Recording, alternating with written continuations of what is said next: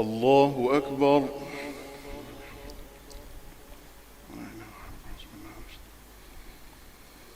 الحمد لله رب العالمين الرحمن الرحيم مالك يوم الدين، إياك نعبد وإياك نستعين، اهدنا الصراط المستقيم صراط الذين أنعمت عليهم غير المغضوب عليهم ولا الضالين. أفرأيت الذي تولى وأعطى قليلا وأكدى أعنده علم الغيب فهو يرى أم لم ينبأ بما في صحف موسى وإبراهيم الذي وفى ألا تزر وازرة وزر أخرى وأن ليس للإنسان إلا ما سعى وأن سعيه سوف يرى ثم يجزاه الجزاء الأوفى وأن إلى ربك المنتهى وأنه هو أضحك وأبكى وأنه هو أمات وأحيا وأنه خلق الزوجين الذكر والأنثى من نطفة إذا تمنى وأن عليه النشأة الأخرى وأنه هو أغنى وأقنى وأنه هو رب الشعرى وأنه أهلك عادا الأولى وثمود فما أبقى وقوم نوح من قبل إنهم كانوا هم أظلم وأطغى والمؤتفكة أهوى فغشاها ما غشا فبأي آلاء ربك تتمارى هذا نذير من النذر الأولى أزفت الآزفة ليس لها من دون الله كاشفة أفمن هذا الحديث تعجبون وتضحكون ولا تبكون وأنتم سامدون فاسجدوا لله واعبدوا. الله أكبر.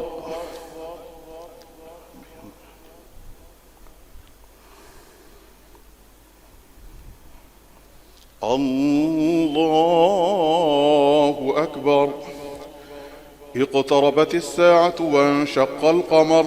وإن يروا آية يعرضوا ويقولوا سحر مستمر وكذبوا واتبعوا أهواءهم وكل أمر مستقر ولقد جاءهم من الأنباء ما فيه مزدجر حكمة بالغة فما تغني النذر فتول عنهم يوم يدعو الداع إلى شيء نكر خش عن أبصارهم يخرجون من الأجداث كأنهم جراد منتشر مهطعين إلى الداع يقول الكافرون هذا يوم عسر كذبت قبلهم قوم نوح فكذبوا عبدنا وقالوا مجنون وازدجر فدعا ربه أني مغلوب فانتصر ففتحنا أبواب السماء بماء منهمر وفجرنا الأرض عيونا فالتقى الماء على أمر قد قدر وحملناه على ذات ألواح ودسر تجري بأعيننا جزاء لمن كان كفر ولقد تركناها آية فهل من مدكر فكيف كان عذابي ونذر ولقد يسرنا القرآن للذكر فهل من مدكر كذبت عاد فكيف كان عذابي ونذر إنا أرسلنا عليهم ريحا صرصرا في يوم نحس مستمر تنزع الناس كأنهم أعجاز نخل منقعر فكيف كان عذابي ونذر ولقد يسرنا القرآن للذكر فهل من مدكر كذبت ثمود بالنذر فقالوا أبشرا منا واحدا نتبعه إنا إذا لفي ضلال وسعر ألقي الذكر عليه من بيننا بل هو كذاب أشر سيعلمون غدا من الكذاب الأشر إنا مرسل الناقة فتنة لهم فارتقبهم واصطبر ونبئهم أن الماء قسمة بينهم كل شرب محتضر فنادوا صاحبهم فتعاطى فعقر فكيف كان عذابي ونذر إنا أرسلنا عليهم صيحة واحدة فكانوا كهشيم المحتضر ولقد يسرنا القرآن للذكر فهل من مدكر كذبت قوم لوط بالنذر إنا أرسلنا عليهم حاصبا إلا آل لوط نجيناهم بسحر نعمة من عندنا كذلك نجزي من شكر ولقد أنذرهم بطشتنا فتماروا بالنذر ولقد راودوه عن ضيفه فطمسنا أعينهم فذوقوا عذابي ونذر ولقد صبحهم بكرة عذاب مستقر فذوقوا عذابي ونذر ولقد يسرنا القرآن للذكر فهل من مدكر ولقد جاء آل فرعون النذر كذبوا بآياتنا كلها فأخذناهم أخذ عزيز مقتدر أكفاركم خير من أولئكم أم لكم براءة في الزبر أم يقولون نحن جميع منتصر سيهزم الجمع ويولون الدبر بل الساعة موعدهم والساعة أدهى وأمر إن المجرمين في ضلال وسعر يوم يسحبون في النار على وجوههم ذوقوا مس سقر إنا كل شيء خلقناه بقدر وما أمرنا إلا واحدة كلمح بالبصر ولقد أهلكنا أشياعكم فهل من مدكر وكل شيء فعلوه في الزبر وكل صغير وكبير مستطر إن المتقين في جنات ونهر في مقعد صدق عند مليك مقتدر الرحمن علم القرآن خلق الإنسان علمه البيان الشمس والقمر بحسبان والنجم والشجر يسجدان والسماء رفعها ووضع الميزان ألا تطغوا في الميزان وأقيموا الوزن بالقسط ولا تخسروا الميزان والأرض وضعها للأنام فيها فاكهة والنخل ذات الأكمام والحب ذو العصف والريحان فبأي آلاء ربكما تكذبان خلق الإنسان من صلصال كالفخار وخلق الجان من مارج من نار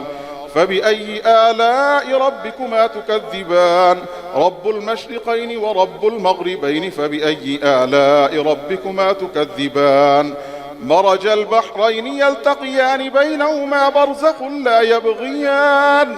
فبأي آلاء ربكما تكذبان يخرج منهما اللؤلؤ والمرجان فبأي آلاء ربكما تكذبان وله الجوار المنشآت في البحر كالأعلام فبأي آلاء ربكما تكذبان كل من عليها فان ويبقى وجه ربك ذو الجلال والإكرام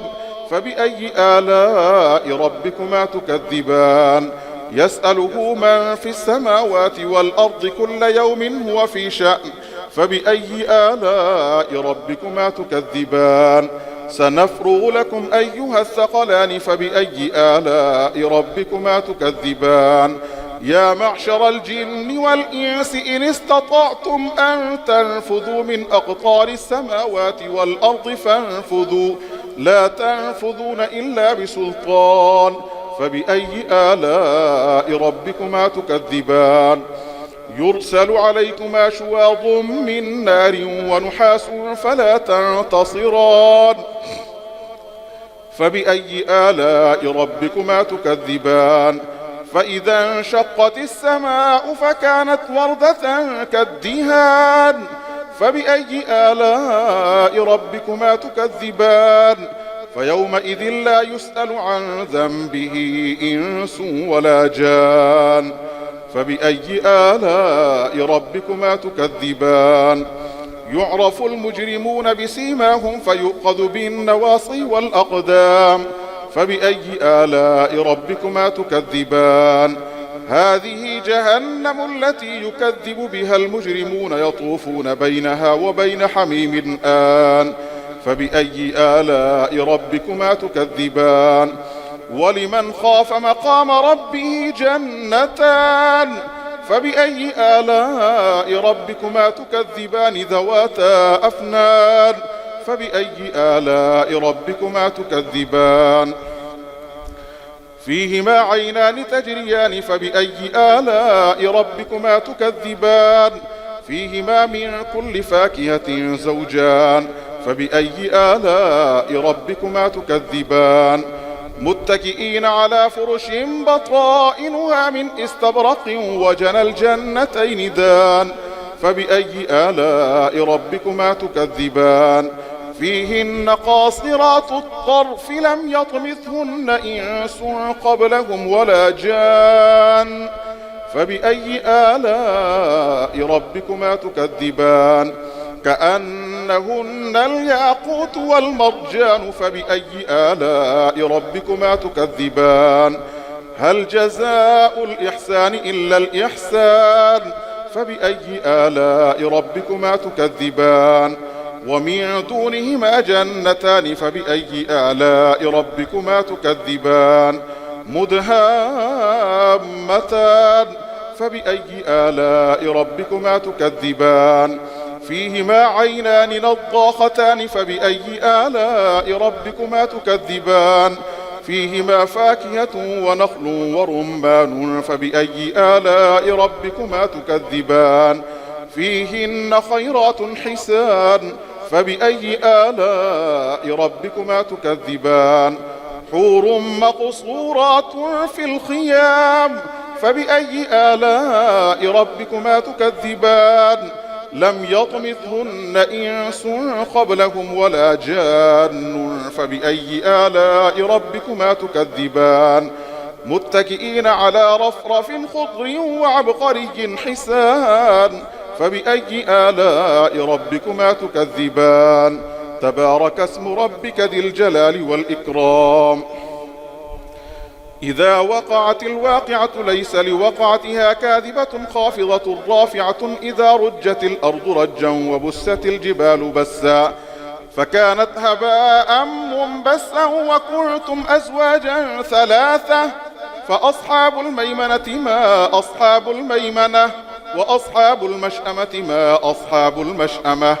والسابقون السابقون أولئك المقربون في جنات النعيم ثلة من الأولين وقليل من الآخرين على سرر موضونة متكئين عليها متقابلين يطوف عليهم ولدان مخلدون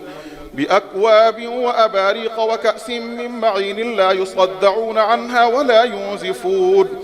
وفاكهة مما يتخيرون ولحم طير مما يشتهون وحور عين كأمثال اللؤلؤ المكنون جزاء بما كانوا يعملون لا يسمعون فيها لغوا ولا تأثيما إلا قيلا سلاما سلاما وأصحاب اليمين ما أصحاب اليمين في سدر مخضود وطلح منضود وظل ممدود وماء مسكوب وفاكهة كثيرة لا مقطوعة ولا ممنوعة وفرش مرفوعة إنا أنشأناهن إنشاء فجعلناهن أبكارا عربا أترابا لأصحاب اليمين ثلة من الأولين وثلة من الآخرين وأصحاب الشمال ما أصحاب الشمال في سموم وحميم وظل من يحموم لا بارد ولا كريم إنهم كانوا قبل ذلك مترفين وكانوا يصرون على الحنث العظيم وكانوا يقولون أئذا متنا وكنا ترابا وعظاما أئنا لمبعوثون وآباؤنا الأولون قل إن الأولين والآخرين لمجموعون إلى ميقات يوم معلوم ثم إنكم أيها الضالون المكذبون لآكلون من شجر من زقوم فمالئون منها البطون فشاربون عليه من الحميم فشاربون شرب الهيم هذا نزلهم يوم الدين نحن خلقناكم فلولا تصدقون أفرأيتم ما تمنون أأنتم تخلقونه أم نحن الخالقون نحن قدرنا بينكم الموت وما نحن بمسبوقين على أن نبدل أمثالكم وننشئكم فيما لا تعلمون ولقد علمتم النشأة الأولى فلولا تذكرون أفرأيتم ما تحرثون أأنتم تزرعونه أم نحن الزارعون لو نشاء لجعلناه حطاما فظلتم تفكهون إنا لمغرمون بل نحن محرومون أفرأيتم الماء الذي تشربون أأنتم أنزلتموه من المزن أم نحن المنزلون لو نشاء جعلناه أجاجا فلولا تشكرون أفرأيتم النار التي تورون أأنتم أنشأتم شجرتها أم نحن المنشئون نحن جعلناها تذكرة ومتاعا للمقوين فسبح باسم ربك العظيم فلا أقسم بمواقع النجوم وإنه لقسم لو تعلمون عظيم إنه لقرآن كريم في كتاب مكنون لا يمسه إلا المطهرون تنزيل من رب العالمين أفبهذا الحديث أنتم مدهنون وتجعلون رزقكم أنكم تكذبون فلولا إذا بلغت الحلقوم وأنتم حينئذ تنظرون ونحن أقرب إليه منكم ولكن لا تبصرون فلولا إن كنتم غير مدينين ترجعونها إن كنتم صادقين فأما إن كان من المقربين فروح وريحان وجنة نعيم وأما إن كان من أصحاب اليمين فسلام لك من أصحاب اليمين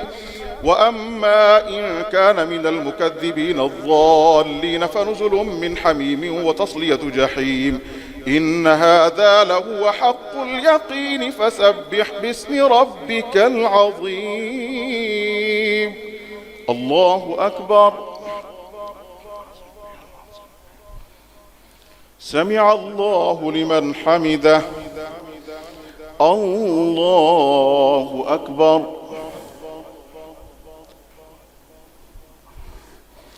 الله أكبر الله أكبر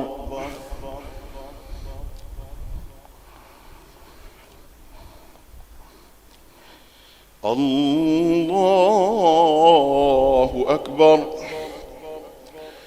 الحمد لله رب العالمين الرحمن الرحيم مالك يوم الدين إياك نعبد وإياك نستعين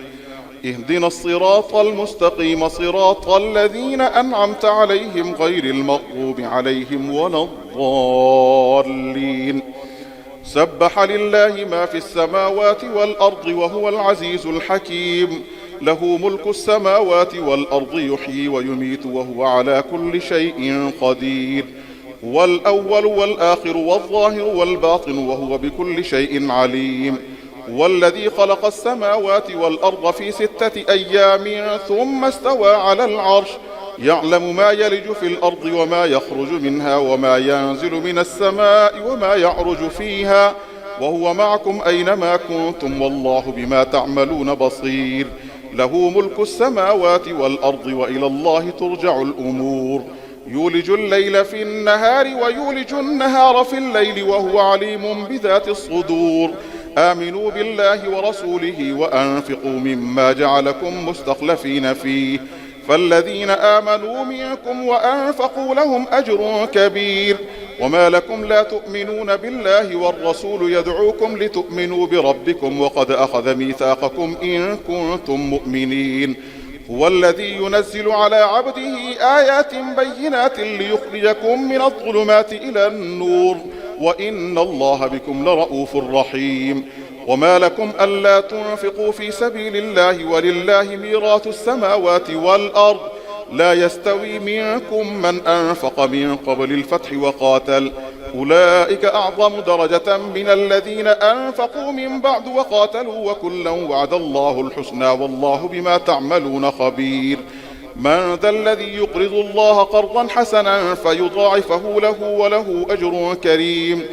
يوم ترى المؤمنين والمؤمنات يسعى نورهم بين أيديهم وبأيمانهم بشراكم اليوم جنات تجري من تحتها الأنهار خالدين فيها ذلك هو الفوز العظيم يوم يقول المنافقون والمنافقات للذين آمنوا انظرونا نقتبس من نوركم قيل ارجعوا وراءكم فالتمسوا نورا فضرب بينهم بسور له باب باطنه فيه الرحمة وظاهره من قبله العذاب ينادونهم ألم نكن معكم قالوا بلى ولكنكم فتنتم أنفسكم وتربصتم وارتبتم وغرتكم الأماني حتى جاء أمر الله وغركم بالله الغرور فاليوم لا يؤخذ منكم فدية ولا من الذين كفروا، مأواكم النار هي مولاكم وبئس المصير. ألم يأن للذين آمنوا أن تخشع قلوبهم لذكر الله وما نزل من الحق ولا يكونوا كالذين أوتوا الكتاب من قبل فطال عليهم الأمد فقست قلوبهم وكثير منهم فاسقون. اعلموا أن الله يحيي الأرض بعد موتها قد بينا لكم الآيات لعلكم تعقلون. إن المصدقين والمصدقات وأقرضوا الله قرضا حسنا يضاعف لهم ولهم أجر كريم. والذين آمنوا بالله ورسله أولئك هم الصديقون والشهداء عند ربهم لهم أجرهم ونورهم. والذين كفروا وكذبوا بآياتنا أولئك أصحاب الجحيم. اعلموا أنما الحياة الدنيا لعب ولهو وزينة وتفاخر بينكم وتكاثر في الأموال والأولاد كمثل غيث أعجب الكفار نباته ثم يهيج فتراه مصفرا ثم يكون حطاما وفي الآخرة عذاب شديد ومغفرة من الله ورضوان وما الحياة الدنيا إلا متاع الغرور. سابقوا إلى مغفرة من ربكم وجنة عرضها كعرض السماء والأرض أعدت للذين آمنوا بالله ورسله ذلك فضل الله يؤتيه من يشاء والله ذو الفضل العظيم. ما أصاب من مصيبة في الأرض ولا في أنفسكم إلا في كتاب من قبل أن نبرأها إن ذلك على الله يسير لكي لا تأسوا على ما فاتكم ولا تفرحوا بما آتاكم والله لا يحب كل مختال فخور. الذين يبخلون ويأمرون الناس بالبخل ومن يتول فإن الله هو الغني الحميد. لقد أرسلنا رسلنا بالبينات وأنزلنا معهم الكتاب والميزان ليقوم الناس بالقسط وأنزلنا الحديد فيه بأس شديد ومنافع للناس وليعلم الله من ينصره ورسله بالغيب إن الله قوي عزيز. ولقد أرسلنا نوحا وإبراهيم وجعلنا في ذريتهما النبوة والكتاب فمنهم مهتد وكثير منهم فاسقون. ثم قفينا على آثارهم برسلنا وقفينا بعيسى بن مريم وآتيناه الإنجيل وجعلنا في قلوب الذين اتبعوه رأفة ورحمة ورهبانية ابتدعوها ما كتبناها عليهم إلا ابتغاء رضوان الله فما رعوها حق رعايتها فآتينا الذين آمنوا منهم أجرهم وكثير منهم فاسقون. يا أيها الذين آمنوا اتقوا الله وآمنوا برسوله يؤتكم كفلين من رحمته ويجعل لكم نورا تمشون به ويغفر لكم والله غفور رحيم. لئلا يعلم أهل الكتاب ألا يقدرون على شيء من فضل الله وأن الفضل بيد الله يؤتيه من يشاء والله ذو الفضل العظيم. الله أكبر.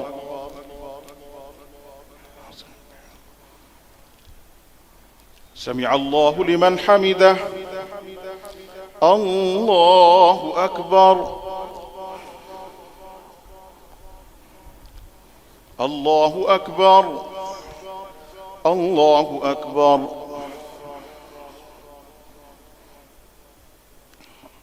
الله أكبر.